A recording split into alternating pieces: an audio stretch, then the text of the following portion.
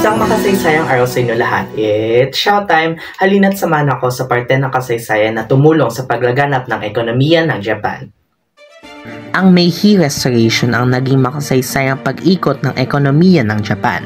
Sa pamumuno ni Emperor Meiji, ang bansa ay dumaan sa isang malaking pagbabago mula sa isang feudal na lipunan patungo sa isang modernong industrial na estado. Ang kanyang suporta sa mga reforma ang nagdulot ng malawakang pagbabago.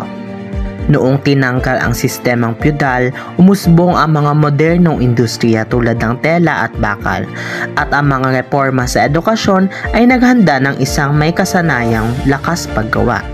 Ang mga proyekto sa infrastruktura tulad ng riles at telegrapo ay nag-ugnay sa bansa na naglatag ng pundasyon para sa revolusyong pang-ekonomiya. Sa ilalim naman ng pamumuno ni Emperor Hirohito, ang ekonomiya ng Japan ay nakaranas ng dramatikong pagbabago. Ang pagpapalawak bago ang digmaan ay pinangunahan ng industrialisasyon at teknolohiya. Ngunit ito ay nagdulot ng kontrobersiya.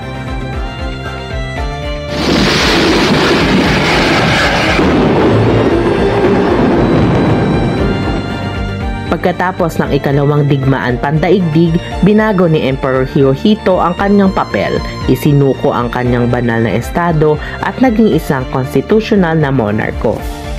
Ang kanyang simbolikong presensya ay nagbuklod sa isang bansang winasak ng digmaan na nagdulot ng katatagan sa politika sa panahon ng muling pagtatayo. Kasunod nito ang tinatawag na economic miracle ng Japan, kung saan ang mga industriya tulad ng sasakyan at elektroniko ay nagdala sa bansa sa pandaigdig na tagumpay. Sa kasalukuyan, patuloy na may mahalagang papel ang pamilyang imperial, bagamat higit na simboliko.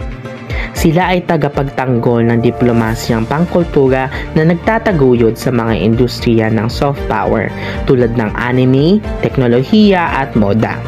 Ang turismo sa makasaysayang lugar tulad ng Imperial Palace ay nagbibigay ng malaking ambag sa ekonomiya. Ang pamilyang imperial din ay nagsisilbing puwersa ng pagkakaisa sa panahon ng mga krisis, nagbibigay ng inspirasyon para sa katatagan at pagkakaisa ng mga Hapones. At yun na nagtatapos ang ating talakayan. Kita-kits sa susunod na episode ng It's Showtime!